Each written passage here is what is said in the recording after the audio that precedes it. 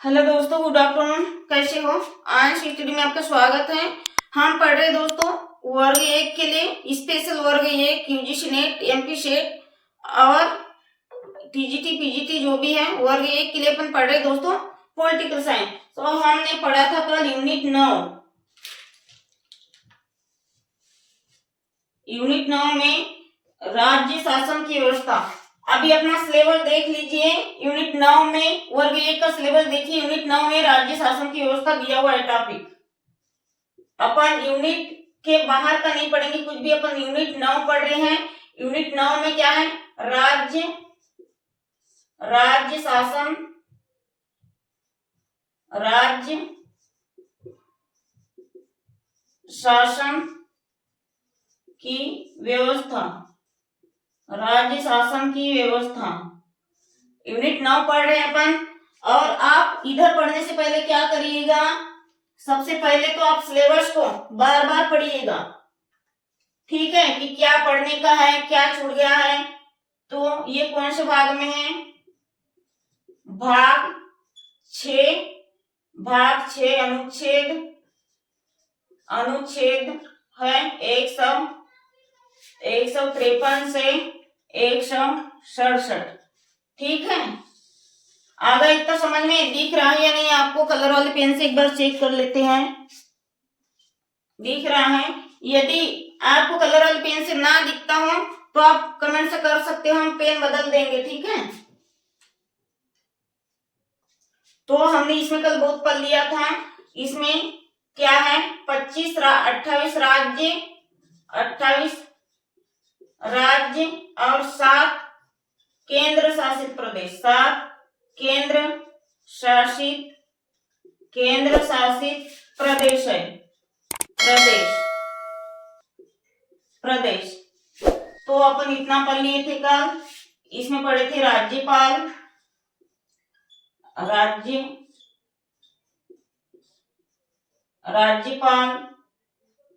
राष्ट्रपति,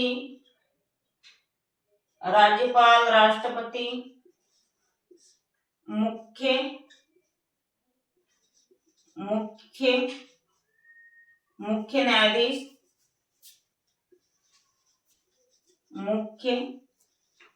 न्यायाधीश और यहाँ पढ़े थे महाधिवक्ता।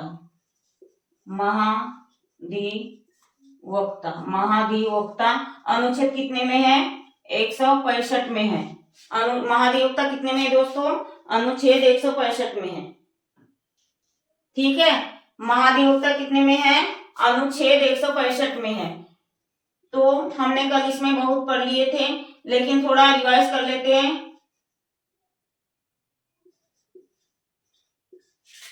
आगे पीछे हो गया था। इसमें है मुख्यमंत्री।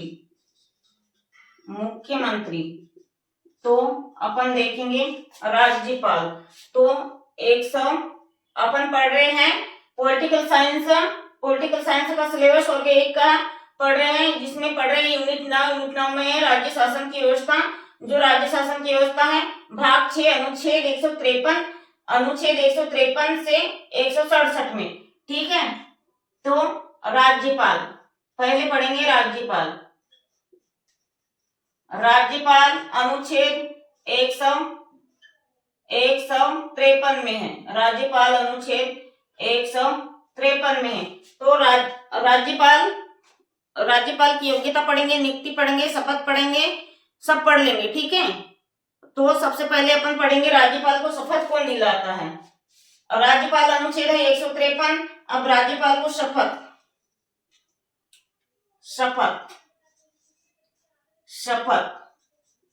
कितने में है? अनुच्छेद 159, ठीक है। अनुच्छेद 159 सभी में मैं अनुच्छेद लिखा रही हूँ बार बार, ताकि आपको याद रहे ज्यादा दिन तक की। शपथ कौन दिलाता है? राष्ट्रपति। इतना स्क्रीनशॉट कर लो। अपन देखते हैं।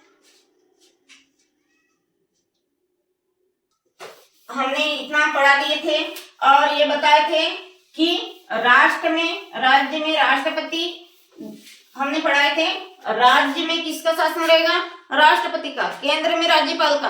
उसी प्रकार राज्य में मुख्यमंत्री, केंद्र में प्रधानमंत्री। एक बार और रिवाइज कर लेते हैं। राष्ट्र में मतलब राज्य में राज्यपाल, राज्य में राष्ट्रपति, केंद्र में राज्यपाल, और राज्य में, फिर से रिवाइज करेंगे, राज्य में मुख्यमंत्री और केंद्र में प्रधानमंत्री। राज्य में राष्ट्रपति, केंद्र में राज्यपाल, फिर राज्य में मुख्यमंत्री और केंद्र में प्रधानमंत्री। ठीक है, अब दोबारा नहीं पढ़ेंगे इसको, हमने कल पढ़ा दिए थे। अब इसका लिखेंगे पद धारण, किसका, राज्यपाल का। राज्यपाल का पद धारण, राज्यपाल का पद धारण।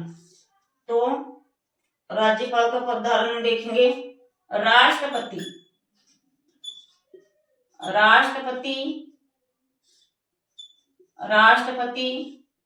के प्रसाद पर्यंत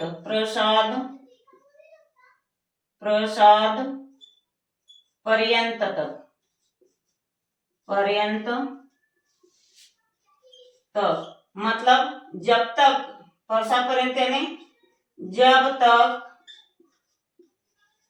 राष्ट्रपति चाहे अपने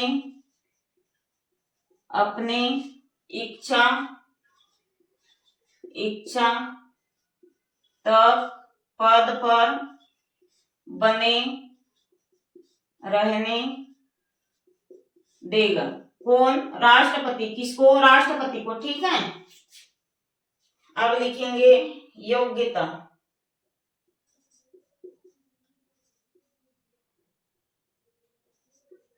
योग्यता क्या होना चाहिए, योग्यता वह, ये तो सभी में कॉमन है, वह भारत का नागरिक हो, 35 वर्ष की आयु पूरी कर लिया हो, किसी लाभ के पद पर ना हो, किसी भी लाभ के पद पर ना हो। इतना इसका साथ ले लो। शायद हमने कल भी इसे पढ़ लिया था, मैं रिवाइज इसलिए कर रही हूँ क्योंकि कई बच्चे जो कि कल नहीं देखेंगे तो आज जुड़ेंगे।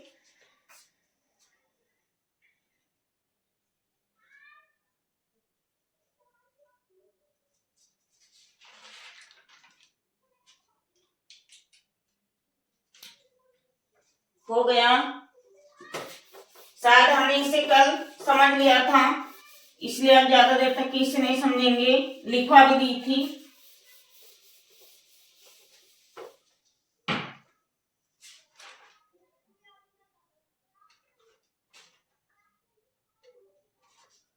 अब लिखेंगे राज्यपाल का कार्य।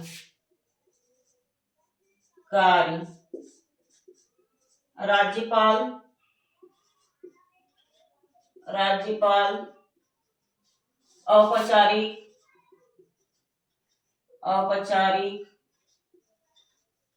रूप से अपने सभी कार्यों को करने में सार्थक होता है,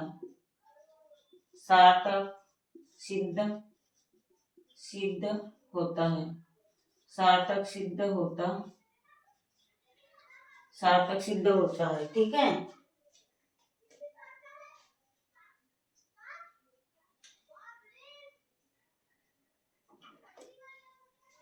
अब क्या बचा था, कार्य के बाद क्या लिखना है हमको,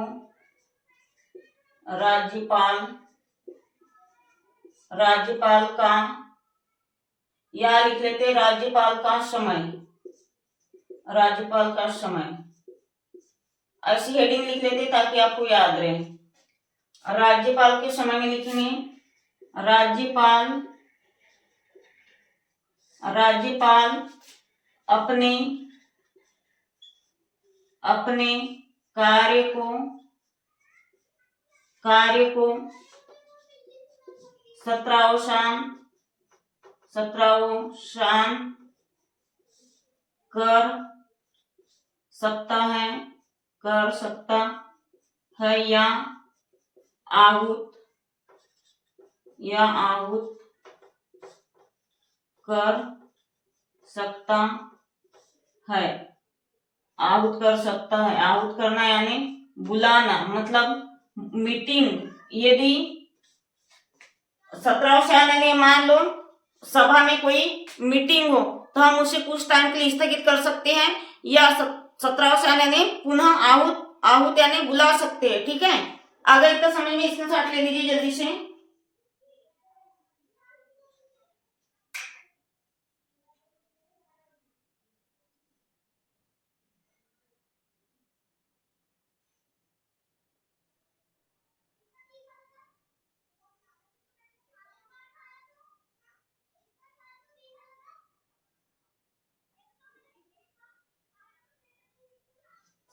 हो गया,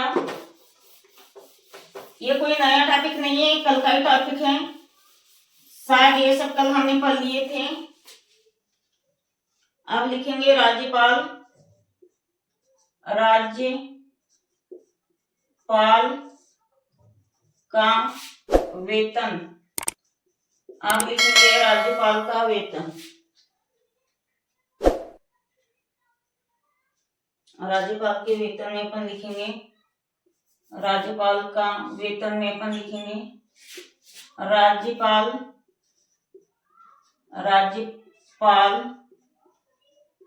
को भारत की संचित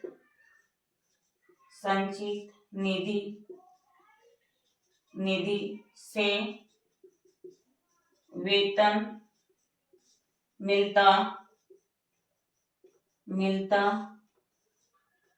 है और अन्य सुविधाएं प्राप्त होती है। आप लिखेंगे राज्यपाल की शक्ति, आप लिखेंगे राज्यपाल की शक्ति। राज्यपाल को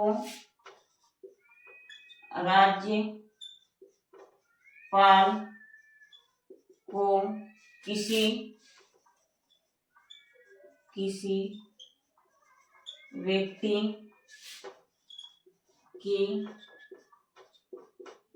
सजा माफ करने या दंड को कम करने की शक्ति है, लेकिन फांसी की सजा को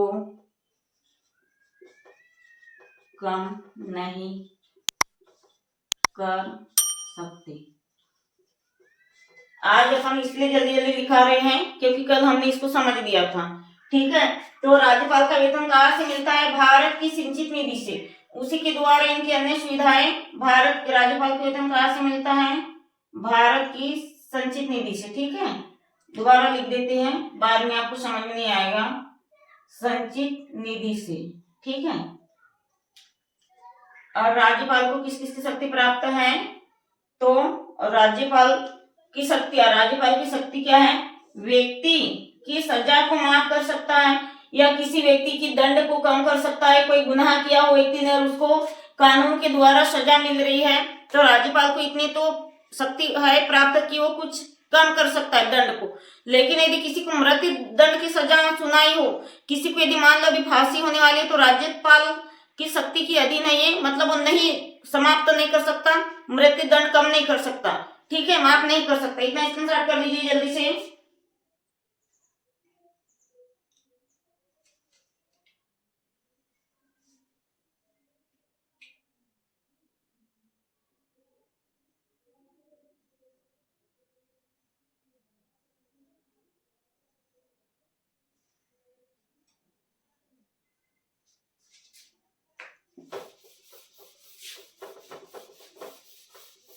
बहुत छोटे छोटे टॉपिक हैं, आपको ऐसी ट्रिक वाइज समझाएंगे।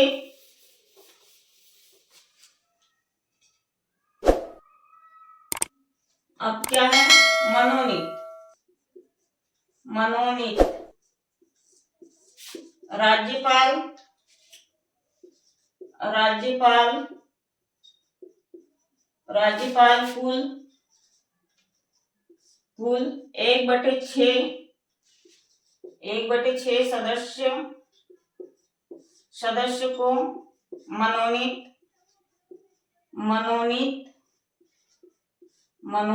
कर सकता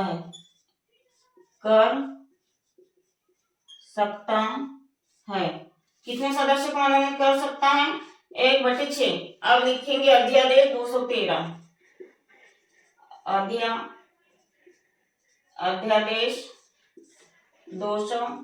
अध्यादेश 213, ठीक है। कितने अनुच्छेद में अध्यादेश 213?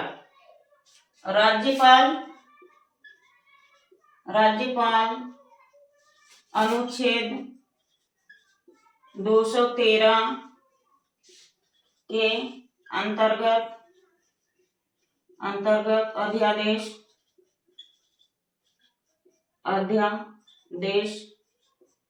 जारी कर सकता है। अध्यादेश कब जारी होता है? जब संसद सत्र में ना हो। कर सकता है जब सदन सत्र में ना हो, ठीक है, ना हो। आगे इतना समझ में स्क्रीनशॉट ले लीजिए दोस्तों। अब आज के लिए इतना ही, कल और कोई नया टॉपिक पढ़ेंगे, ठीक है, नया टॉपिक पढ़ेंगे कल। आज हमारी यूनिट 9 समाप्त हो गई, अब इससे आगे ज्यादा कुछ पढ़ना नहीं है। अब देखते हैं आगे कल क्या पढ़ना है। इतना स्क्रीनशॉट ले लो और चैनल को ध्यान से सब्सक्राइब करना ना भूलिए दोस्तों। आप लोग पढ़ लेते हो लेकिन सब्सक्राइब नहीं करते। यदि ज्यादा लोगों की संख्या ज्यादा बढ़ेगी, सब्सक्राइबर बढ़ेंगे, व्यूअर्स बढ़ेंगे, लोगों की संख्या ज्यादा बढ़ेगी तो हम बहुत ही जल्दी तुम्हारे लिए डिजिटल बोर्ड की व्यवस्था करेंगे और PYQ plus MCQ plus theoretical वर्ग 1 के लिए हम आपको प्रॉपर तरीके से तैयार कर देंगे, ठीक है। अब आज के लिए इतना ही। जय हिंद।